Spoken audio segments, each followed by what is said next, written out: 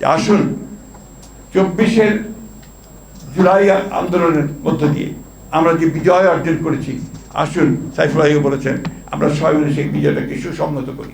আমাদের মধ্যে মতপার্থক্য থাকবে, কিন্তু সেই মতপার্থক্য যেন আমাদের যে আশা, আমাদের যে স্বপ্ন, এই যে ছেলেগুলো প্রাণ দিয়েছে তাদের যে আত্মাহুতি যেন বৃথা না যায়, আমরা আমাদের স্বপ্নকে যেন বাস্তবায়িত করতে পারি।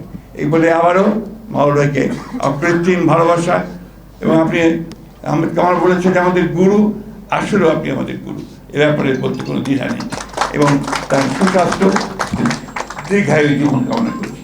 বাংলাদেশের একজন বিখ্যাত মানুষ, যিনি ভাষা আন্দোলনের ভাষামতী হিসেবে পরিচিত, তিনি কোমরে গামছা বেঁধে তিনি আমাদের রিসিভ করছেন, এবং তার পাশেই তার সহধর্মিনী, তিনিও আঁচল কোমরে বেঁধে নিয়ে তিনি সবাইকে রিসিভ করছেন।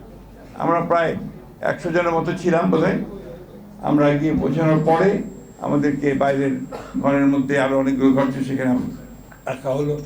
সবশেষে আপনার বিয়ে হলো, এবং তারপরে খাওয়ার ব্যাপারটা যখন আসলো, মধুদা ছিলেন, মধুর ক্যান্টিনে মধুদাও ছিলেন। তো সেখানে আপনার সবাই সব বসে নিচে বসছে, খাওয়া দাওয়া হচ্ছে। তো ওই গ্রামের মধ্যে আপনার বালতিতে করে গোস্ত দেওয়া হতো। তো এই বালতিতে করে আপনার গরুর গোস্তের একটা বালতি ছিল। তো মধুদার সামনে যে নিয়ে এসছে, কে যেন বলে উঠলো যে মধুদাকে দিও না, ওটা দিও না। মধু বলে আরে দেবে না মানে কি, আমি তো ওটা খাওয়ার জন্য এখানে এসেছি। আমি এই কথাগুলো বললাম যে একটু হালকা করে কথা বলতে চাই যে পরিবেশটা কি ছিল তখন।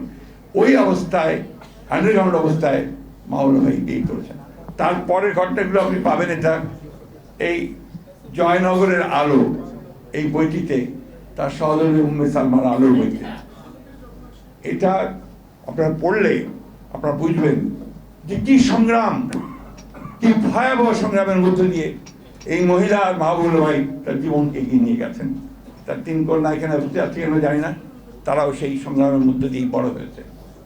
মাহবুবুল্লাহ ভাই প্রতিটি লেখার মধ্যে একটা জিনিস লক্ষ্য করবেন সবাই, যে তিনি তার লেখাতে সবসময় এই দেশের কথা, মানুষের কথা, কৃষক শ্রমিকের কথা, সমাজ পরিবর্তনের কথা, দেশটাকে পাল্টে দেওয়ার কথা বলেছেন।